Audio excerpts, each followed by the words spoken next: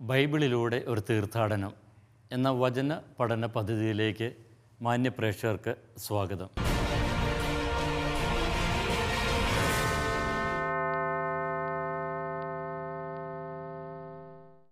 വെളിപാട് ഗ്രന്ഥത്തിലെ 14-ാം അധ്യായമാണ് നാം പഠന വിചിന്തന വിഷയമാക്കിക്കൊണ്ടിരിക്കുന്നത്.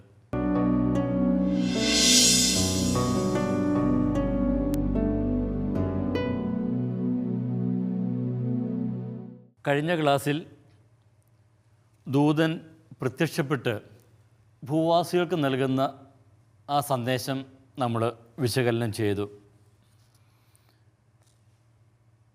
ഭൂവാസികൾക്ക് നൽകുന്ന ആ സന്ദേശം ശ്രവിച്ചെങ്കിലും അവർ ദൈവത്തിലേക്ക് തിരിയണം എന്നതാണ് ഉദ്ദേശിക്കുന്നത്.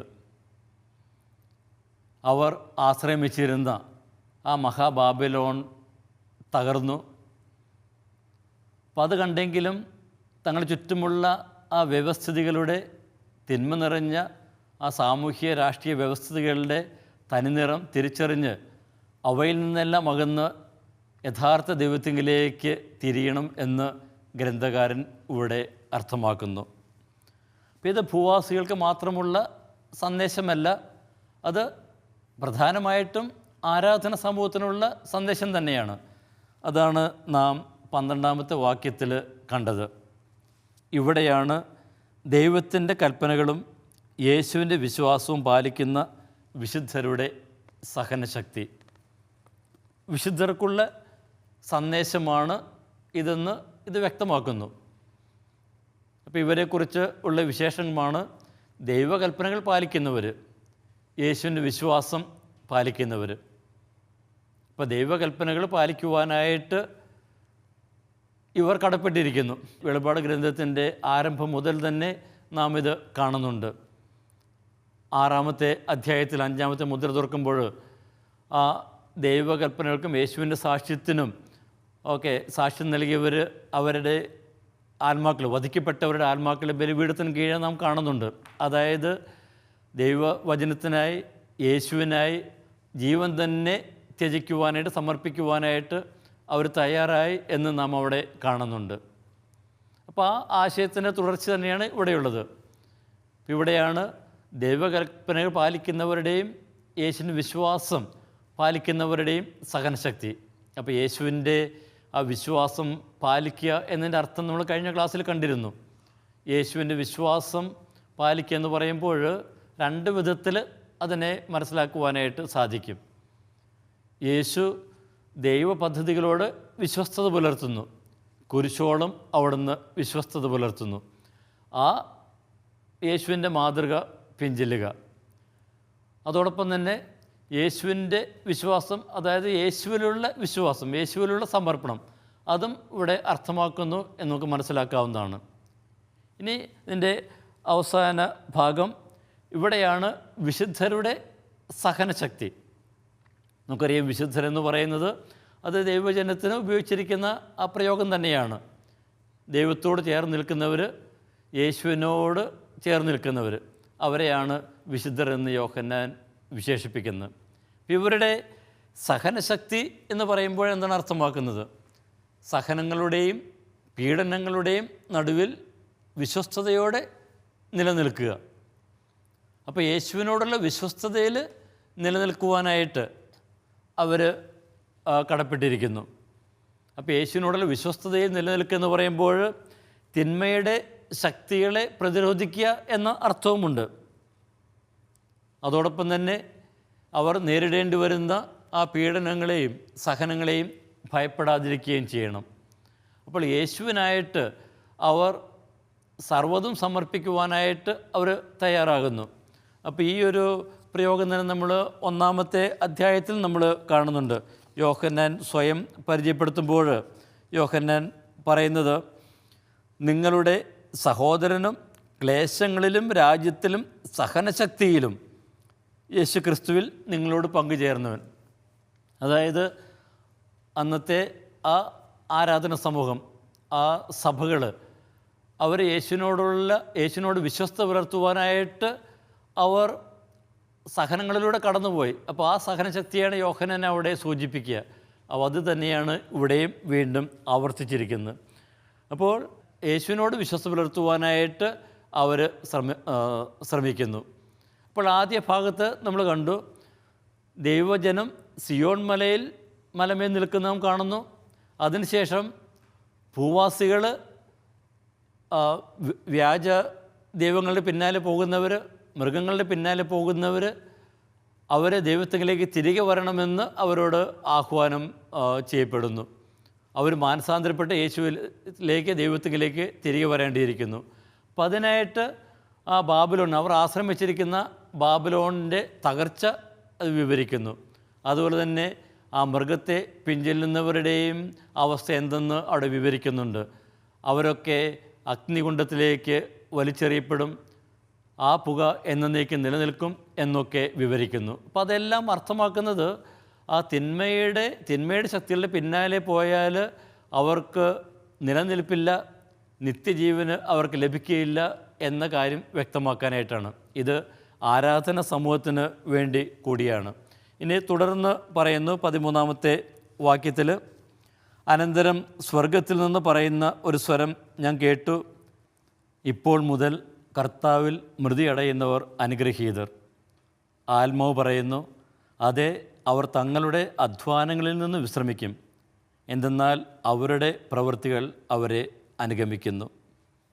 ഇപ്പോൾ വീണ്ടും ഇത് ദൈവജനത്തിനുള്ള സന്ദേശം തന്നെയാണ് എന്ന് വ്യക്തമാണ്.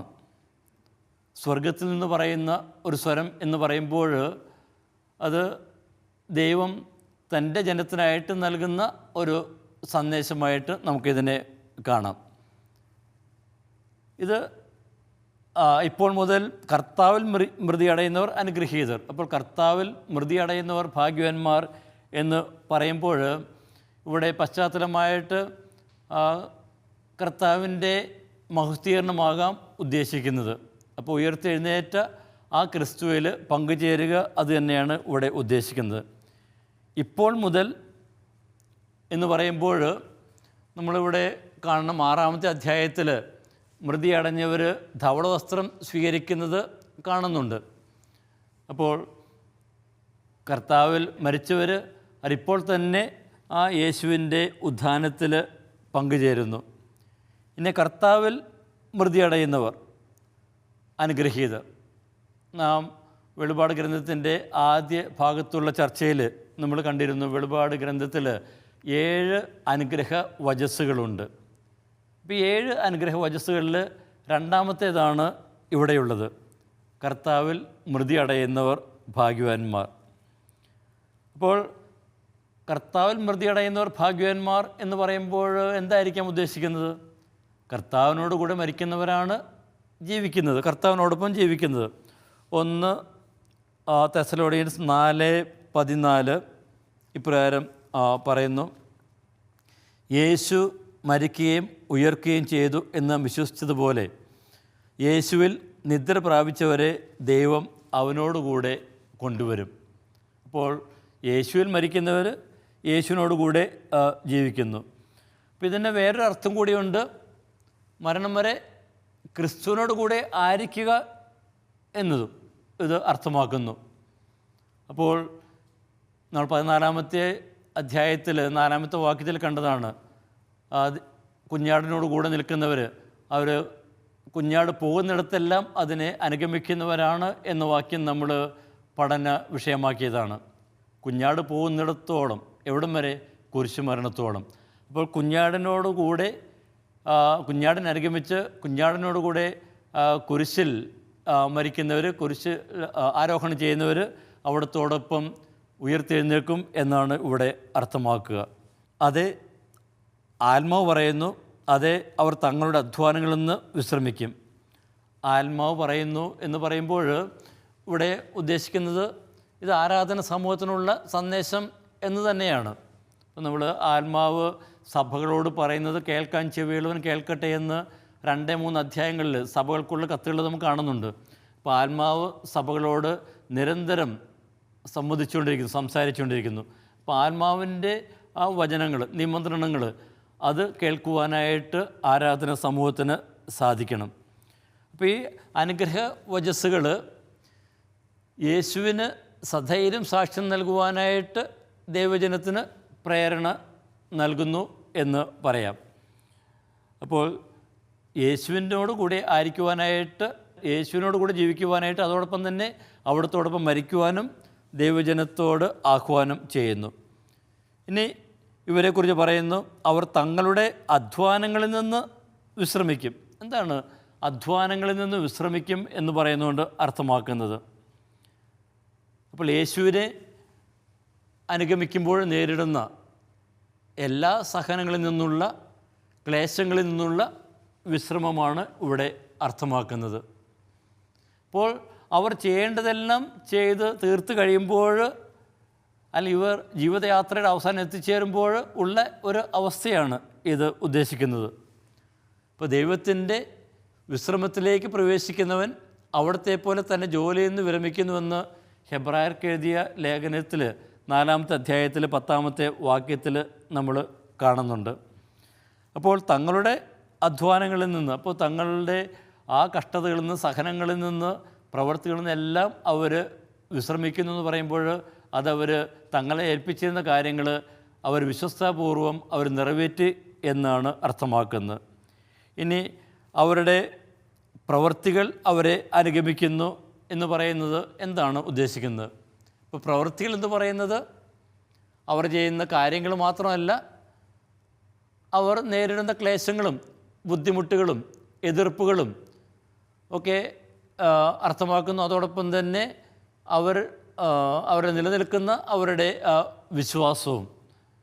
യഹൂദ ചിന്താഗതി അനുസരിച്ച് ഒരുവൻ മരിച്ചു കഴിഞ്ഞ് ദൈവത്തിൻ്റെ ന്യായാസനത്തിൻ്റെ മുന്നിൽ നിൽക്കുമ്പോൾ അവൻ്റെ പ്രവൃത്തികളും അവനോടൊപ്പം ചെല്ലുന്നു എന്ന് ഉള്ള ഒരു വിശ്വാസമുണ്ടായിരുന്നു. അപ്പോൾ യേശുവിൻ്റെ പിന്നാലെ പോകുന്നവർ തങ്ങളുടെ ജീവിതാവസാനം തങ്ങൾ ചെയ്ത ആ പ്രവൃത്തികളോടൊപ്പം തന്നെ അവിടുത്തെ സന്നിധിയിലായിരിക്കും എന്നാണ് ഇവിടെ അർത്ഥമാക്കുന്നത്. ഇനി ഇവിടെ ഈ പറഞ്ഞ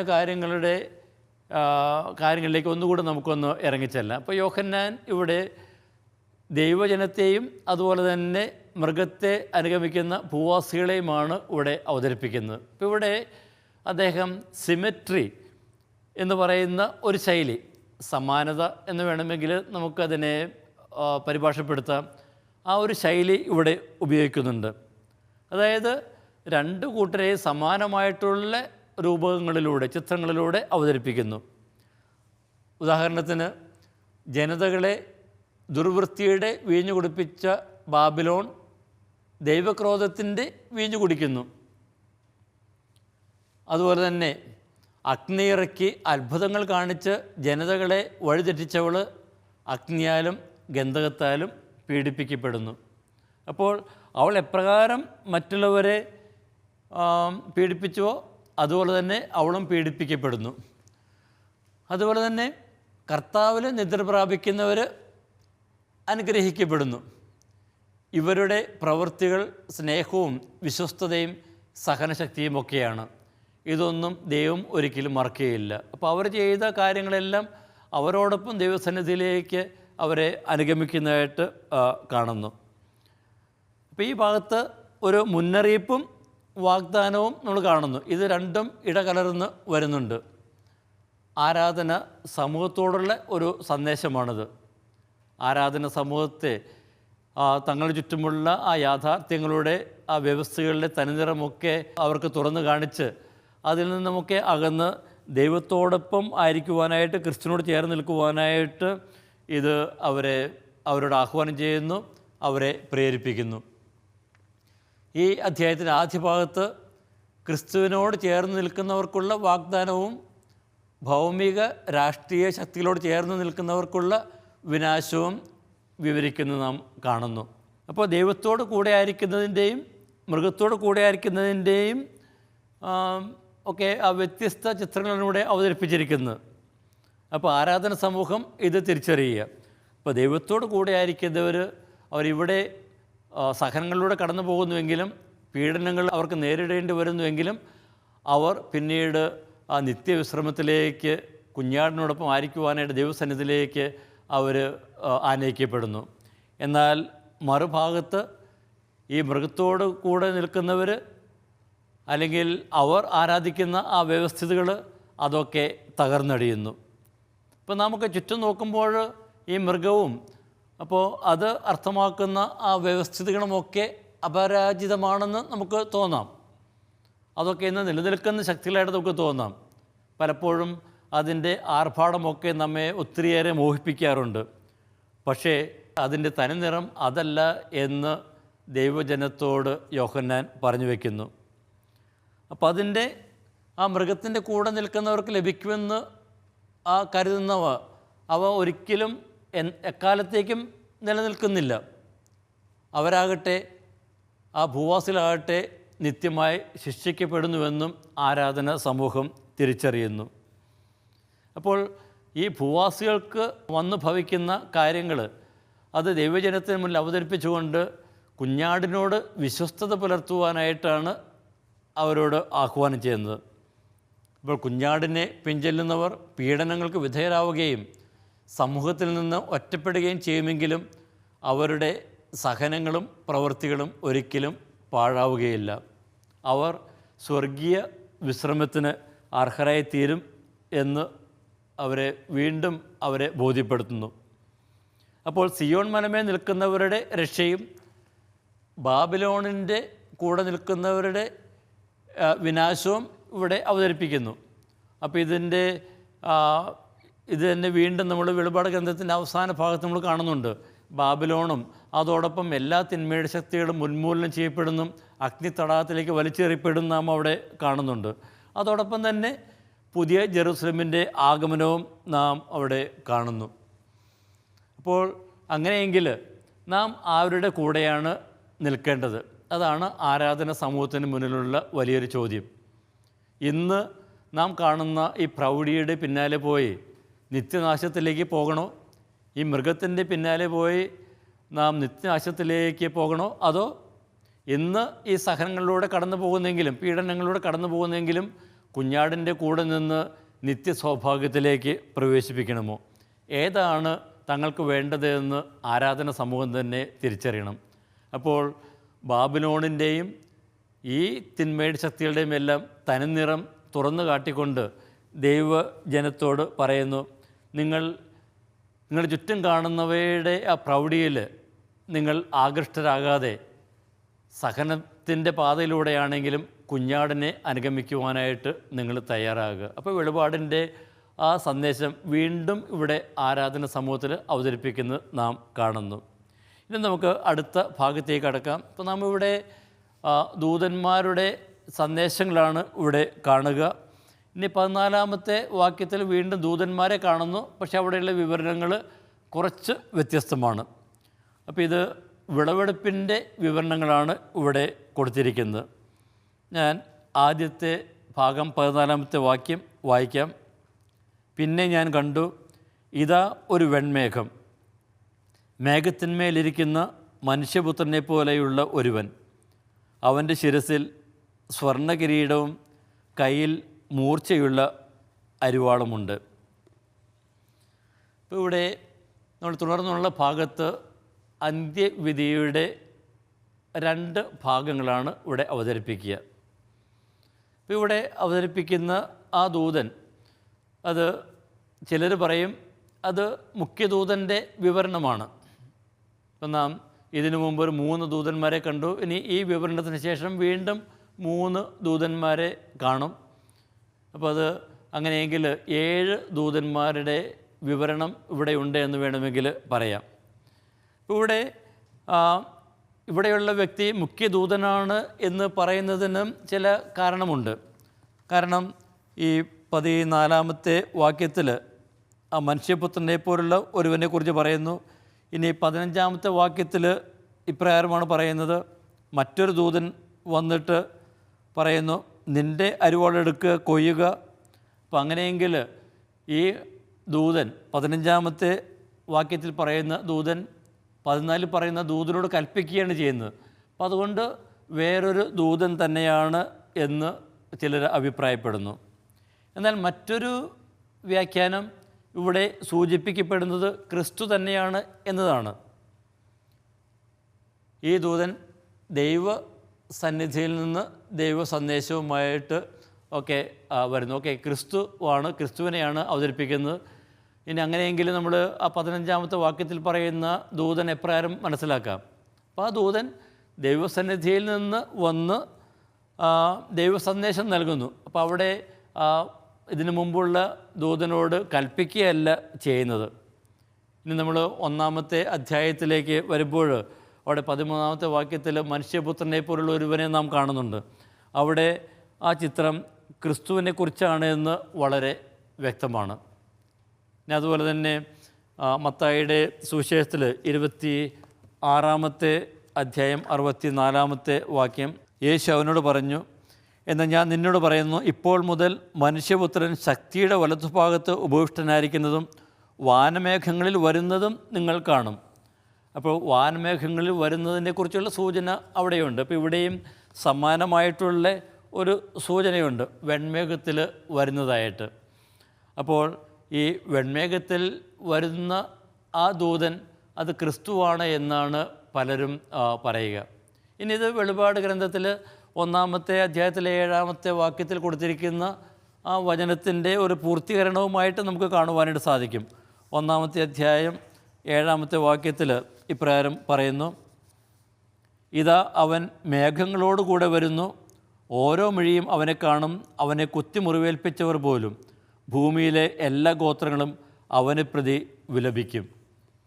അപ്പോൾ മനുഷ്യപുത്രൻ വെൺമേഘങ്ങൾ വരുന്നതിനെക്കുറിച്ചുള്ള ആ ഒരു പ്രഖ്യാപനം 1-ാമത്തെ അധ്യായത്തിൽ കാണുന്നു. അപ്പോൾ അതിൻ്റെ പൂർത്തീകരണമായിട്ട് നമുക്ക് വേണമെങ്കിൽ ഇതിനെ എടുക്കാം. അപ്പോൾ അവിടെയും വിധിയെക്കുറിച്ചാണ് പറയുന്നത്. ഈ വാക്യത്തിലും 14-ാമത്തെ അധ്യായത്തിലും വിധിയെക്കുറിച്ച് തന്നെയാണ് പറയുന്നത്. അപ്പം അങ്ങനെയെങ്കിൽ ഇത് അന്ത്യവിധി പ്രഖ്യാപിക്കാൻ വരുന്ന ക്രിസ്തുവിനെയാണ് ഇത് സൂചിപ്പിക്കുന്നത്. അതുപോലെ തന്നെ ദാനിയേൽ പ്രവാചകൻ്റെ പുസ്തകത്തിൽ 7-ാമത്തെ അധ്യായത്തിൽ 13-ാമത്തെ വാക്യവുമായിട്ട് ഇതിന് സാമ്യമുണ്ട്. ദാനിയേൽ പ്രവാചകൻ്റെ പുസ്തകം 7:13, നിശാദർശനത്തിൽ ഞാൻ കണ്ടു, ഇതാ വാനമേഘങ്ങളോടുകൂടെ മനുഷ്യപുത്രനെ പോലുള്ള ഒരുവൻ വരുന്നു. അപ്പോൾ അവിടെ ആ ദാനിയേലിൻ്റെ പുസ്തകത്തിൽ അന്ത്യവിധി പ്രഖ്യാപിക്കുവാനായിട്ട് വരുന്ന ആ ദൂതനെയാണ് അവിടെ അവതരിപ്പിക്കുന്നത്. അപ്പോൾ അത് ഇവിടെ ക്രിസ്തുവിൽ യാഥാർത്ഥ്യമാകുന്നതാണ് നാം ഇവിടെ കാണുക. ഇനി അതുപോലെ തന്നെ യോഹന്നാൻ്റെ സുവിശേഷത്തിൽ 5-ാമത്തെ അധ്യായത്തിൽ 27-ാമത്തെ വാക്യത്തിൽ പറയുന്നുണ്ട്, വിധിയെല്ലാം യേശുവിനെ ഏൽപ്പിച്ചിരിക്കുന്നുവെന്ന്. അപ്പോൾ വിധികർത്താവ് യേശു തന്നെയാണ്. ഇനി വീണ്ടും നമ്മൾ അപ്പസ്തോല പ്രവർത്തനങ്ങളിൽ 10-ാമത്തെ അധ്യായം 42-ാമത്തെ വാക്യത്തിൽ ഇപ്രകാരം പറയുന്നു, 10:42, ജീവിച്ചിരിക്കുന്നവരുടെയും മരിച്ചവരുടെയും വിധികർത്താവായ ദൈവം നിയോഗിച്ചിരിക്കുന്നവൻ അവനാണ് എന്ന് ജനങ്ങളോട് പ്രസംഗിക്കാനും സാക്ഷ്യം വഹിക്കുവാനും ഞങ്ങൾക്ക് കൽപ്പന നൽകി. അപ്പോൾ വിശുദ്ധ ഗ്രന്ഥത്തിൽ യേശുവിനെയാണ് വിധികർത്താവായിട്ട് ഇവിടെ അവതരിപ്പിക്കുന്നത്. ഇപ്പോൾ പഴയ നിയമത്തിൽ പറയുന്ന ദാനിയേലിൻ്റെ പുസ്തകത്തിൽ പറയുന്ന ആ ദൂതൻ്റെ ഒരു തുടർച്ച തന്നെ ഇവിടെ നിന്ന് കാണുവാനായിട്ട് സാധിക്കും. അങ്ങനെയെങ്കിൽ ഇവിടെ പറയുന്ന ആ 4-ാമത്തെ ദൂതൻ അത് ക്രിസ്തു തന്നെയാണ്, വെൺമേഘത്തിൽ വരുന്നവൻ. ഇന്നിവിടെ ആ ക്രിസ്തു വിധിക്കാനാണ് വരുന്നതെന്ന് പറയുമ്പോൾ എങ്ങനെയാണ് നാം അതിനെ മനസ്സിലാക്കേണ്ടത്?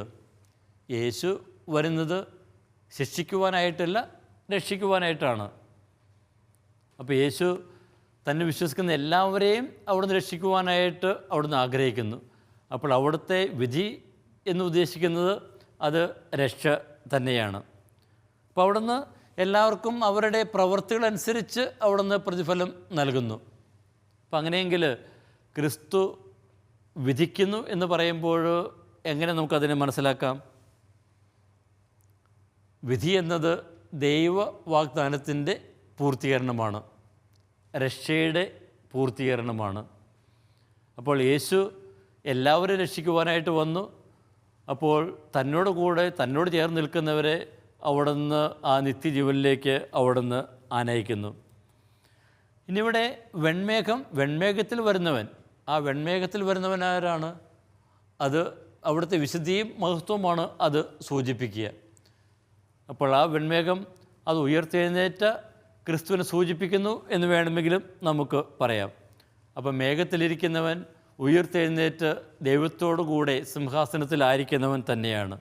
അപ്പോൾ ലോകചരിത്രത്തിൻ്റെ മേൽ അധികാരമുള്ളവനും അവൻ തന്നെയാണ്. അപ്പോൾ വെൺമേഘത്തിലിരിക്കുന്ന ക്രിസ്തു എല്ലാവരും വിധിക്കുവാനായിട്ട്, രക്ഷയിലേക്ക് ആനയിക്കുവാനായിട്ട് വരുന്നു. ചരിത്രത്തിൻ്റെ മേൽ അവന് അധികാരമുണ്ട്. ആ അധികാരം എല്ലാവരെയും രക്ഷയിലേക്ക് നയിക്കുക എന്ന് തന്നെയാണ്. തുടർന്നുള്ള ഭാഗങ്ങൾ നമുക്ക് അടുത്ത ക്ലാസ്സിൽ കാണാം. അതുവരെ എല്ലാവർക്കും ഈശോ മിശിഹായ്ക്കും സ്തുതിയായിരിക്കട്ടെ.